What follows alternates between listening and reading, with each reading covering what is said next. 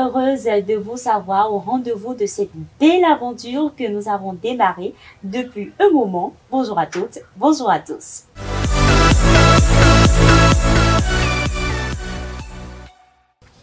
Aujourd'hui, dans votre numéro de la Minute de l'Entrepreneur, nous recevons pour vous une dame.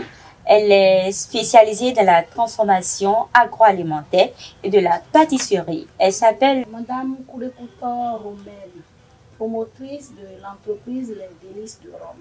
D'accord, j'espère que vous allez bien. Ça va très bien. Super. Alors, dites-nous, quel est le nom de votre entreprise et quelle est votre spécialité? Le nom de l'entreprise, c'est Les Délices de Rome, Rome pour dire romaine. Ok. Nous sommes spécialisés dans la transformation des produits agroalimentaires et de la pâtisserie.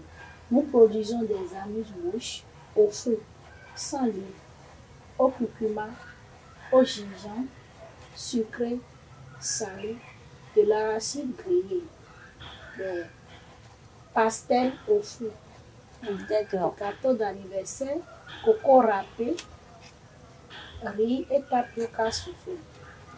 Alors, le nom de l'entreprise, c'est Les Délices de Rome. Rome qui est dérivé de romaine. Pourquoi avoir choisi son prénom? Bon, une dérivée de son prénom pour l'entreprise. C'est pour que le prénom soit pérenne et même D'accord. quand je ne serai pas ici, on va toujours garder ça en moi. D'accord. Alors, dites-nous, comment a démarré l'aventure? Quelle a été l'origine de Les Délices de Rome? L'origine des Délices de Rome, depuis mon enfance, pour aller à l'école, je faisais un peu de ces produits que j'amenais à l'école pour vendre à mes camarades. Après ma licence en sociologie, j'ai commencé la vacation et j'ai fait la vacation pendant 7 ans. Et c'est après ça, quand la vacation ne marche plus, il y avait problème de diplôme et je suis revenue à la maison et je me suis dit, au fait, j'ai des talents que je peux développer. Et c'est comme ça que je me suis lancée dedans en décembre 2017 et j'avais eu assez de commandes et ça m'a tellement motivée à continuer dedans. Est-ce que vous avez reçu l'accompagnement de ceux-là qui sont autour de vous et qui vous ont quand même encouragé à aller toujours dans cette avancée? Au début, c'est un peu compliqué parce que les gens te déçoivent. Ce que tout le monde fait, tu veux vendre ça à qui? Moi, comme j'ai mes objectifs, et je sais comment aborder les clients et les accrocher, cela ne me disait rien. Donc, j'essayais de faire mes produits et j'accroche les clients. En sortant, je suis toujours avec les produits et je vendais. Et j'ai des cartes que je partage aux gens pour leur parler de ce que je fais et ils me lancent les commandes. Vous avez spécifiquement démarré il y a 3 ans déjà. Comment est-ce que vous arrivez à créer un monde de consommateurs autour de vous? Quel est votre circuit de commercialisation? Pour accrocher les gens, j'aime beaucoup faire de publicité autour de moi. Si je sors, si je sais qu'il y a combien quelque part, ça va accrocher assez de monde, je peux offrir 2 bouteilles à la maman de ses enfants et les gens voient avec l'étiquette, vous avez payé ça où? C'est là que j'ai eu beaucoup de clients. Si je sors, s'il y a les surveillances dans les établissements et les examens ou bien là où il y a assez de monde, je vais avec les produits et je peux distribuer un peu aux gens. Et j'utilise aussi mon statut WhatsApp pour faire la publicité. Je partage ça aussi à mes collègues avec qui j'avais fait, qui m'aident aussi à faire la publicité. Il faut combien de temps avant que ces produits-là ne soient plus consommables? 1 an, 1 an et demi. 1 an? Oui. 1 an et demi. Oui.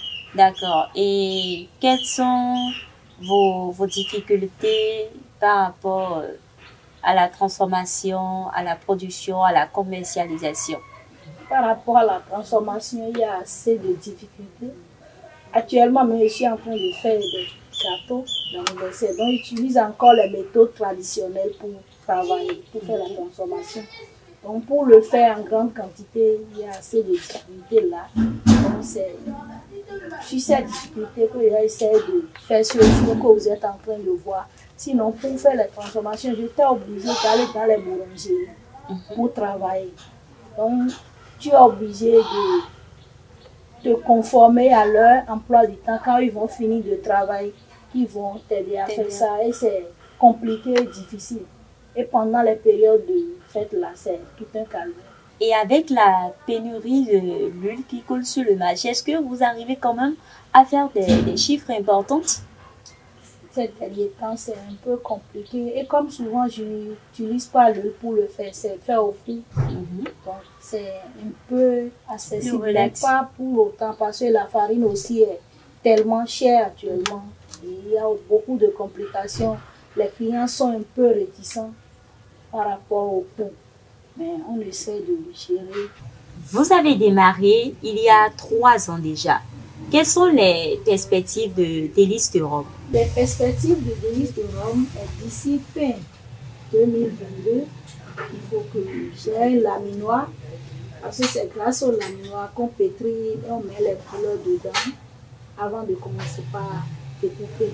Avoir mon séchoir pour travailler, pour quitter l'étape de la totalité que j'utilise actuellement.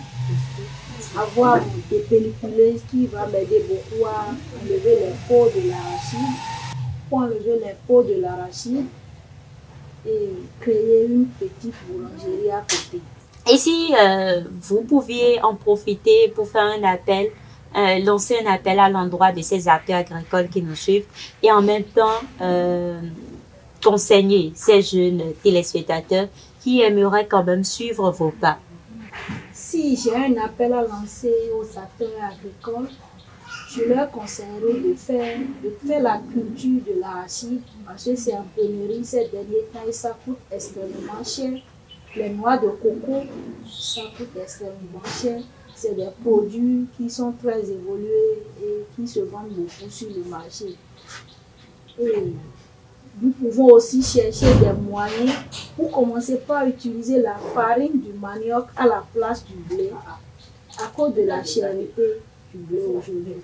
Et pour les jeunes qui aimeraient entrer dans l'entrepreneuriat, ce n'est pas difficile non plus, ce n'est plus facile. Si nous avons un appel à lancer aux jeunes aujourd'hui, nous pouvons leur dire qu'entreprendre, ce n'est pas facile ni difficile. L'entrepreneuriat, c'est qui peut et non qui veut. Il faut se donner corps et âme et être toujours actif. Mais ça nourrit son homme si on se consacre. L'entrepreneuriat, ce n'est pas facile, ce n'est pas difficile. Ça nourrit son homme quand on s'y consacre. Conseil qu'a donné Madame Romaine Hodekoutor, promotrice des Délices de Rome. Merci à tous de nous avoir suivis et à jeudi prochain.